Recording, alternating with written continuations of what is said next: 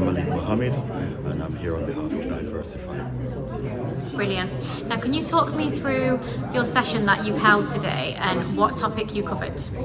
Sure. Today we looked at race representation and the language of bias in boxing and sport in general. And the feedback in the room, persons were totally engaged. And I really want to thank England Boxing for even inviting us here, because voices like ours and the other speakers need to be heard. And the participants were totally engaging. We could see that new ideas are on the horizon and great work is being done all over the country. So thank you once again. Now, in terms of sport in general, do you think big movements are being done within this area? Do you think, participation levels are growing, or do you think it still needs to improve in all the different sports? Because I know boxing is a bit unique, isn't it, in terms of its demographic? Yes. There is always work to be done, because we never rest on our laurels. However, the work that is being done, being specific with England Boxing, is that it's allowing the sport to reach a wider audience. Not only in terms of demographic, but also in terms of representation. Persons who are differently abled. Neurodiversity is in vogue and it is being applied when it comes to England boxing and the sport of boxing itself. And so, even though, as I mentioned, there is much work to be done, we must always acknowledge and feel proud of the major moves being made as we speak, as exemplified in the conference today. Great stuff. And how important is it for you to have safe spaces in sport, so people from all different backgrounds can come in and not feel that kind of intimidation when they're there, for them to feel comfortable?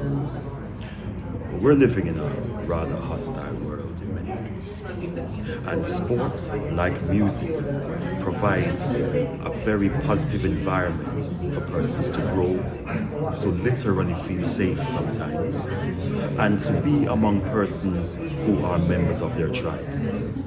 And so in boxing in particular, we hear the narratives about youth being led astray.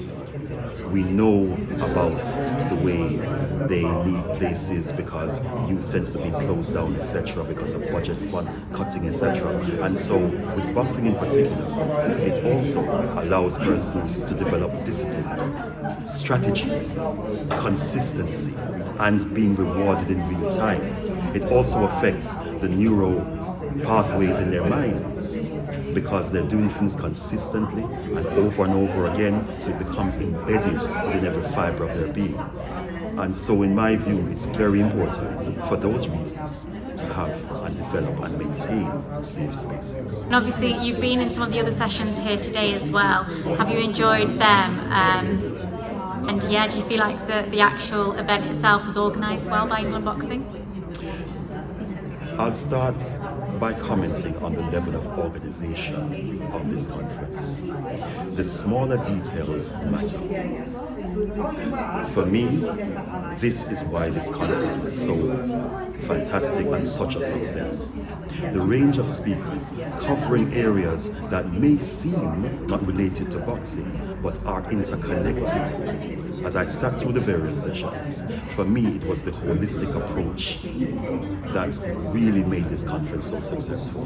And I must unapologetically congratulate England Boxing for the phenomenal job of the production, organization, and execution of this conference.